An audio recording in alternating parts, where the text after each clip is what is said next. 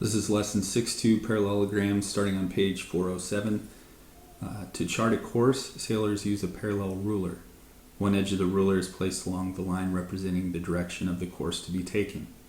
Then the other ruler is moved until its edge reaches the compass rose printed on the chart. Reading the compass determines which direction to travel. The rulers and the crossbars of the tool form parallelogram MNPQ. Part A, if NMQ is 32 degrees, find the measure of angle MNP. So the measure of angle NMQ would be this angle right here, and the measure of angle MNP would be this angle right up here. So since those are consecutive angles, they will be supplementary. So the supplement of 32 would be 148. Part B, if MQP is 125, find the measure of angle MNP. So MQP would be the angle here, and MNP would be the angle here. And since those are opposite angles, they'll be congruent.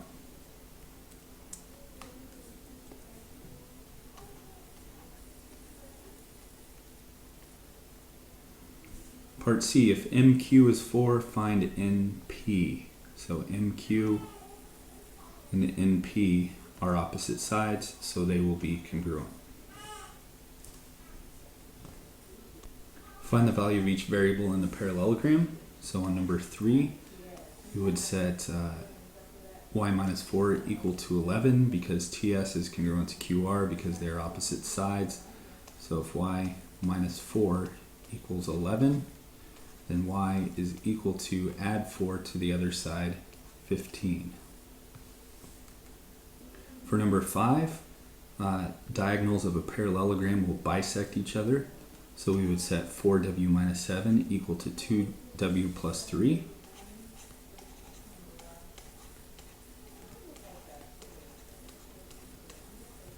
So subtract 2w from both sides. Add 7 to both sides, and divide both sides by 2. W is equal to 5. And likewise, we would set 3b plus 1 equal to 2b plus 5.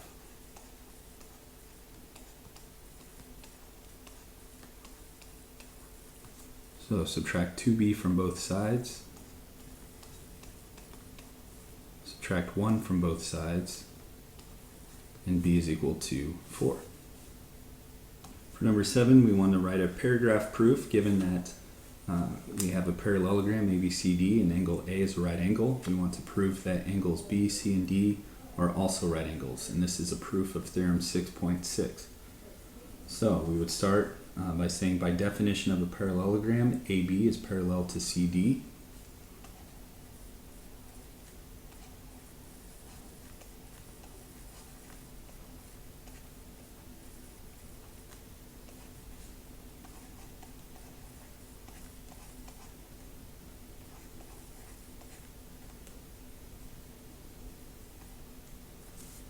Then, since angle A is a right angle, AC is perpendicular to AB.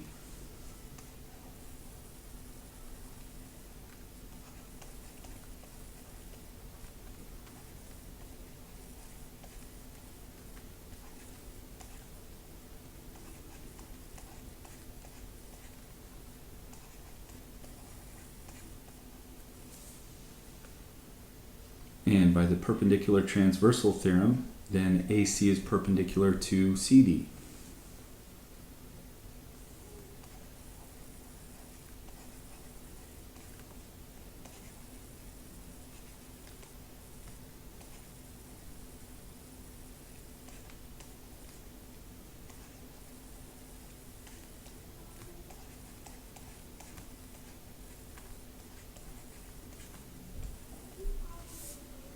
And the perpendicular transversal theorem states that if two lines are parallel, so in this case, these are our parallel lines, and a transversal is perpendicular to one of the lines, then it has to be perpendicular to the other line.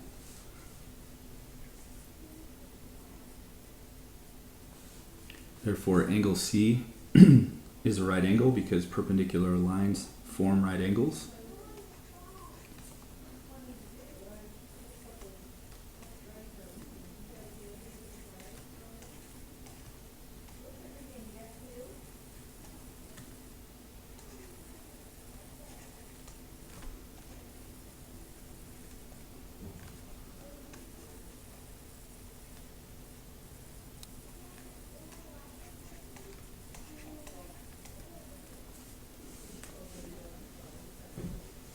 And we can say then that angles B and C are congruent,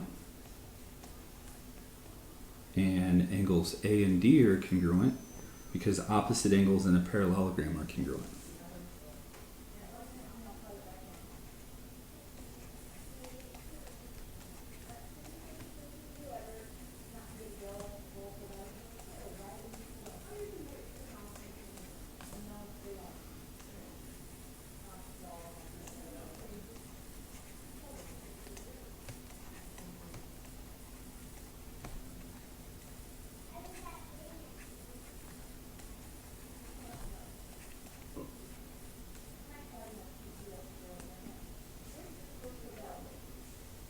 And therefore, angles C and D are right angles since all right angles are congruent.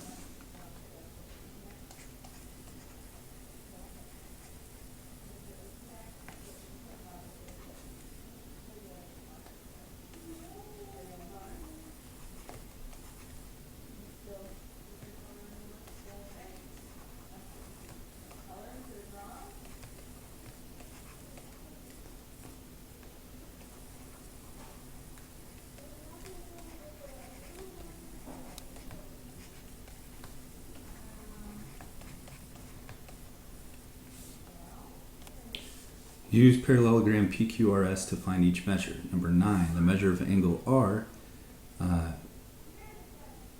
R will be supplementary with Q because they're consecutive angles in the parallelogram. So the supplement of 128 would be 52. Just subtract from 180. The length of QP would have to be 5 because opposite sides of a parallelogram are congruent.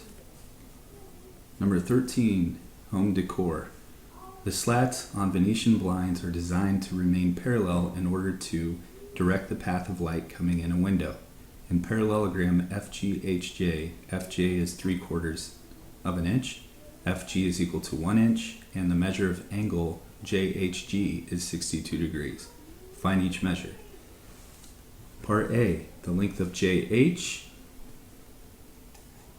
will be equal to the length of FG because they are opposite sides of a parallelogram. So JH is equal to 1 inch. GH, likewise, will be congruent to FJ because they are opposite sides. So that will be 3/4 of an inch. The measure of angle JFG, which is this angle here, will be equal to the measure of angle JHG, which is this angle down here, because opposite angles of a parallelogram are congruent.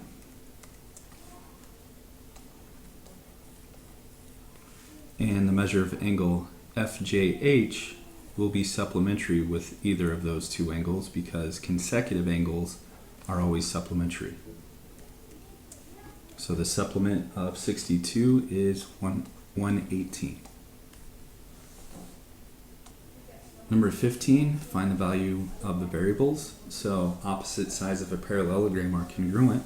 So we'll set 3a plus 7 equal to the opposite side 4a. Subtract 3a from both sides, and you get a is equal to 7. Likewise, set b plus 11 equal to 2b.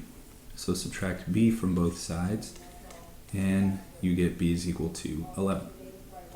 Number 17, diagonals of a parallelogram bisect each other. So we can set these two equal to each other, and we can set these two equal to each other. So if y minus 7 is equal to 10, and we add 7 to both sides, we get y is equal to 17. And if x plus 6 is equal to 11, and we subtract 6 from both sides, we get x is equal to 5. For number 19, since we know that consecutive angles of a parallelogram are supplementary, so this angle and this angle must add up to 180. So set x minus 5 plus 2x plus 11 equal to 180 and solve for x. So if we combine our like terms, we get 3x and plus 11 minus 5, so that would be plus 6 is equal to 180. And if we subtract 6 from both sides, we get 3x is equal to 174. And if we divide both sides by 3, we get x is equal to 58.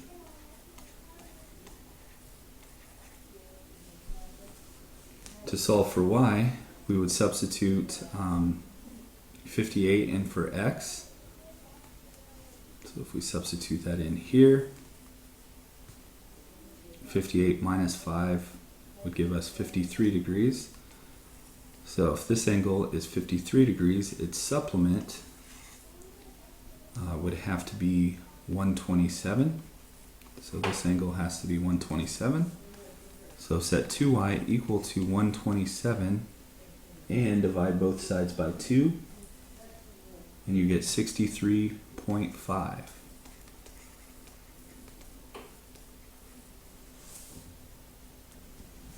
Find the coordinates of the intersection of the diagonals of parallelogram WXYZ with the given vertices. So, if I have my parallelogram WXYZ, then we know that the diagonals bisect each other. So if they split each other in half and we want to find the intersection of the diagonals, then what we're looking for is the midpoint, either the midpoint of WY or the midpoint of ZX. It doesn't matter. We should get the same result. So the midpoint of WY. So my x1 plus my x2 would be -1 plus 6 divided by 2. And my y1 plus my y2, so that would be 7 plus -2, and divide that by 2. So this is the midpoint formula. We would have 5 over 2, and we would have 5 over 2. So our midpoint would be 2.5, 2.5.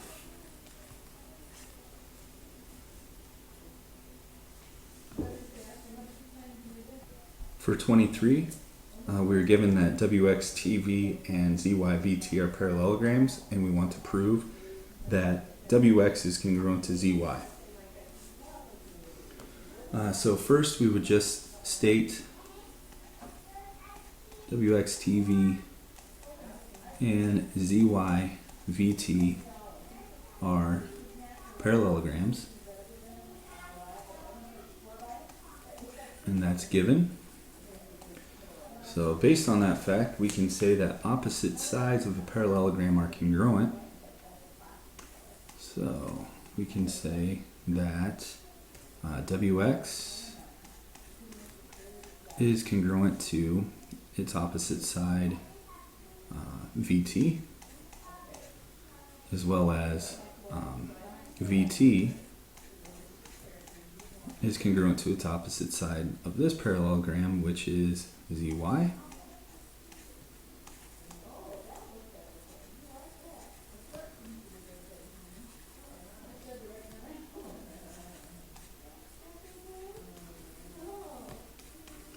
So opposite sides of a parallelogram are congruent. Therefore, by the transitive property, if WX is congruent to VT and VT is congruent to ZY, then we can say that WX is congruent to ZY.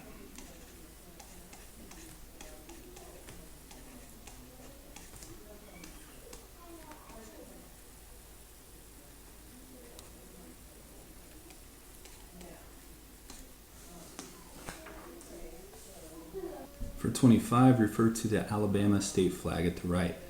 We are given that triangle ACD is congruent to triangle CAB, and we want to prove that DP is congruent to PB. So first we would state our given information.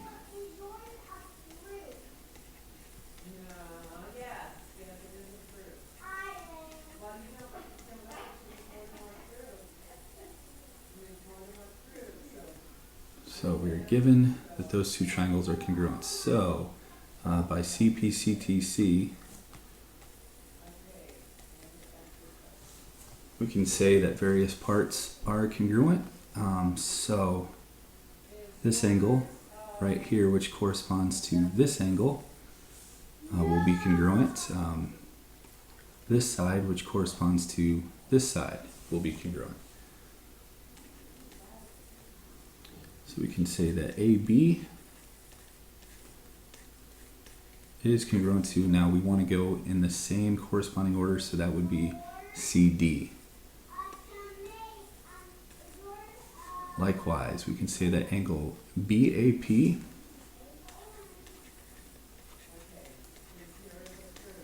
and in the same corresponding order, DCP.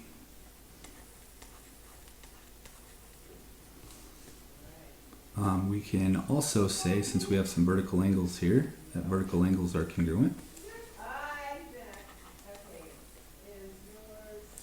So APB.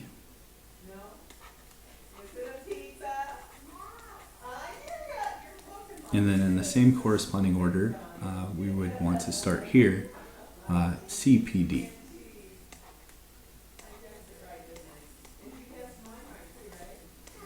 And that is because vertical angles are congruent.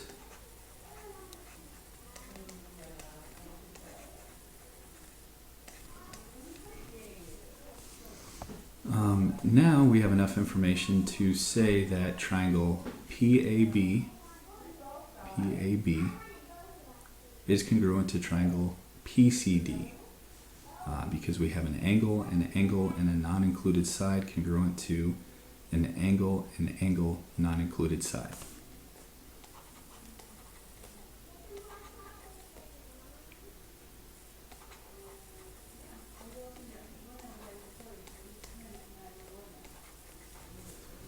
So BAP is congruent to DCP.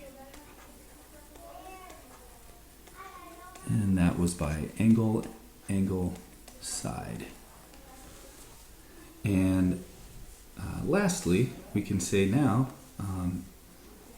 since DP of this triangle corresponds to PB of that triangle, we can say that those two sides are congruent by CPCTC. Corresponding parts of congruent triangles are congruent.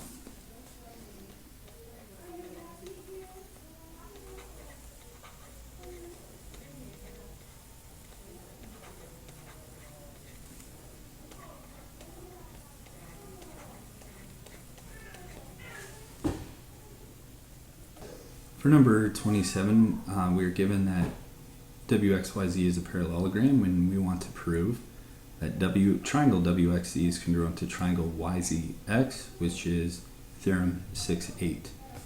So we will start with our given information.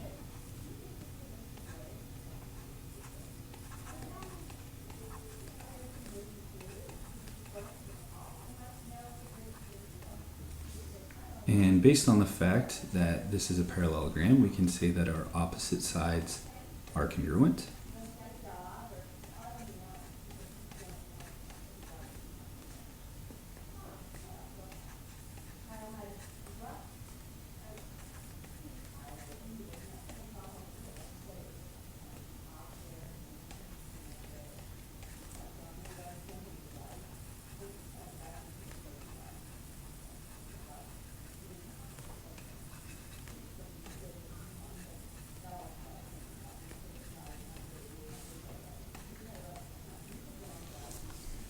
We can also say that our opposite angles are congruent.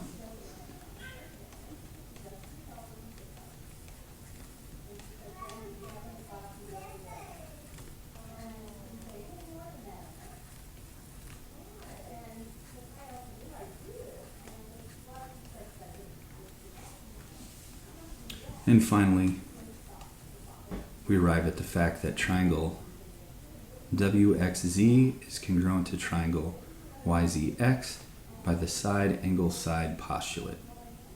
We have a side included angle and side congruent to a side included angle and side marked of the other triangle.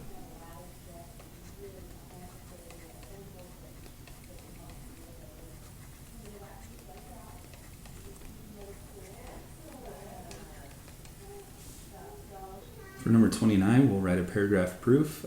Given that ACDE is a parallelogram, we want to prove that EC bisects AD, which is theorem 6-7. So it's given that ACDE is a parallelogram.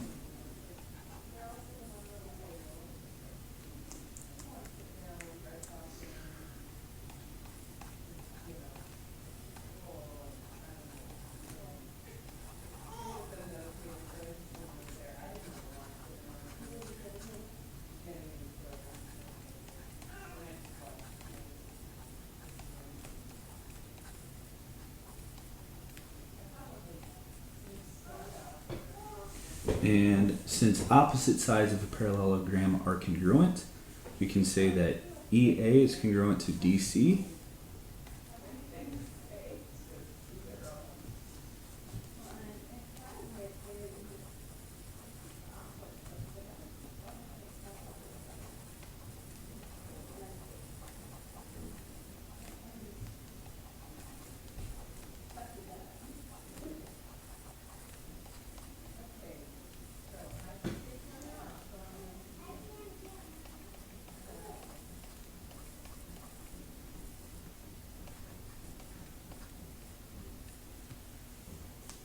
And by the definition of a parallelogram, EA is parallel to DC.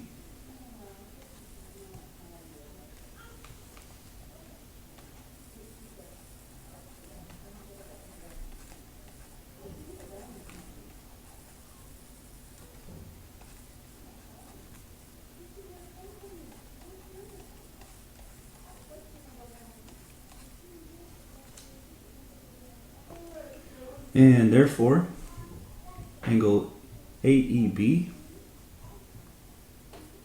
will be congruent to angle DCB. Likewise, angle EAB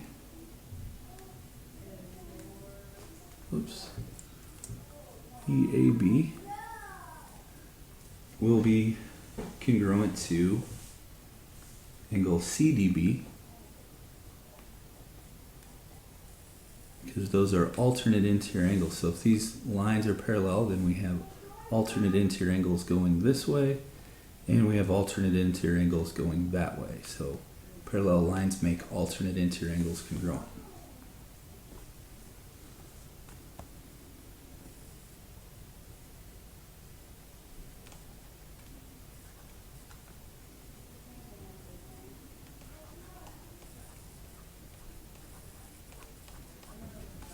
So AEB will be congruent to DCB.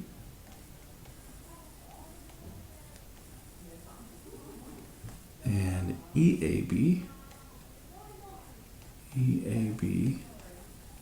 is congruent to angle CDB.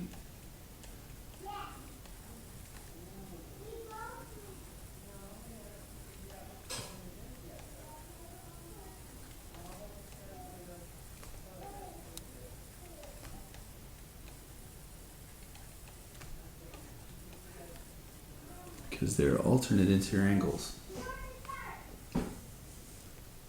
Therefore, we can say that triangle EAB or EBA is congruent to triangle CBD by the angle side angle ASA.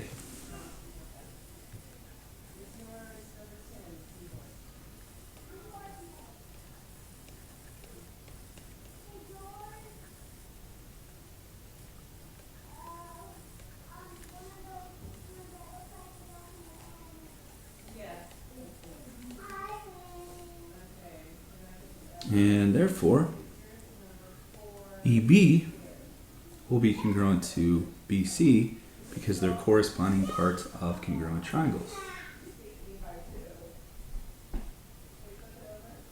And then in the same fashion, AB is congruent to DB because they're also corresponding parts of congruent triangles.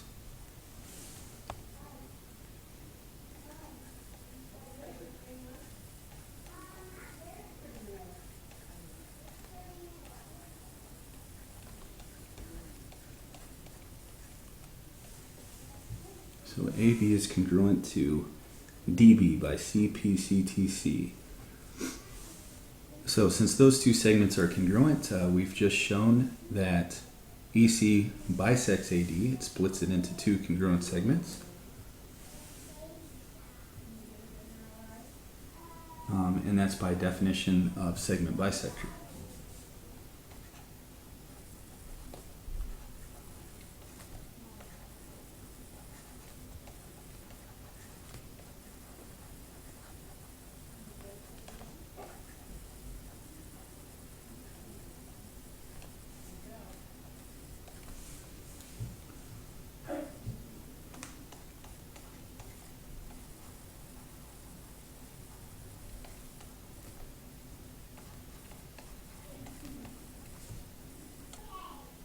For number 31, find x. Use parallelogram ABCD to find each measure of value. So, to solve for x, since opposite sides of a parallelogram are congruent, we would set 2x plus 7 equal to 13.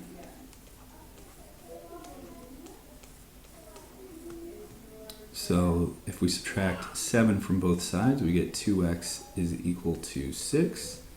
And if we divide both sides by 2, we get x is equal to 3. For number 33, find the measure of angle AFB. The measure of angle AFB will be the supplement of 49 because AFB and BFC form a linear pair. So 180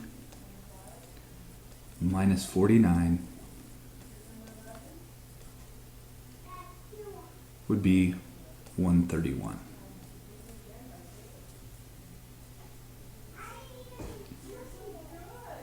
For number 35, we want to find the measure of angle ACD.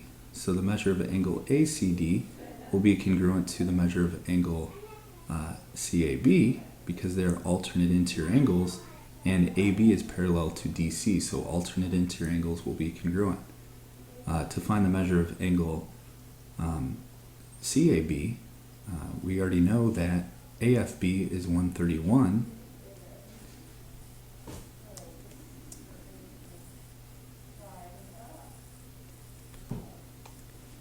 So we have 20 degrees here, 131 here, and if we add those two together, we get 151. And if we subtract 151 from 180, we get 29 degrees.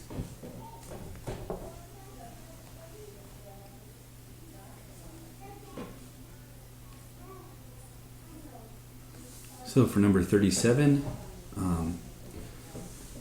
we have ABCD has vertices negative 3, 5, 1, 2, and 3, negative 4. Determine the coordinates of vertex D if it is located in quadrant 3.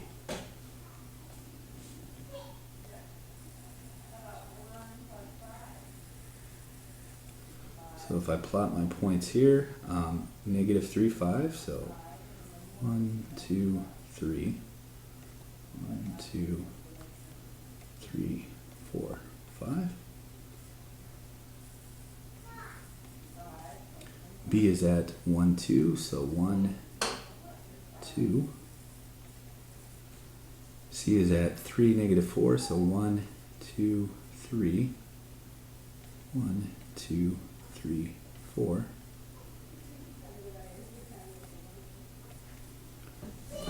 And D is located in quadrant 3, so this is 1, this is 2, this is 3. So my parallelogram, so it's going to be somewhere over here. So to determine where that is at, we would use the same slope.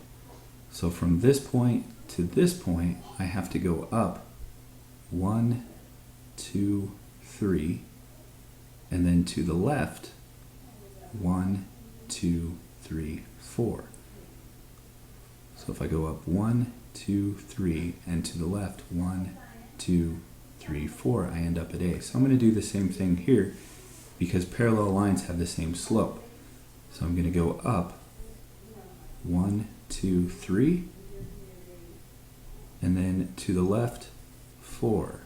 So 1, 2, 3, 4. So that puts me, I believe, right here. Let me just check that. So I went up 3 and to the left 4 there, and I went up 3 and to the left 4 there. Yeah. So those coordinates are left 1, down 1, negative 1, negative 1. And then we can finish our parallelogram. And that's that.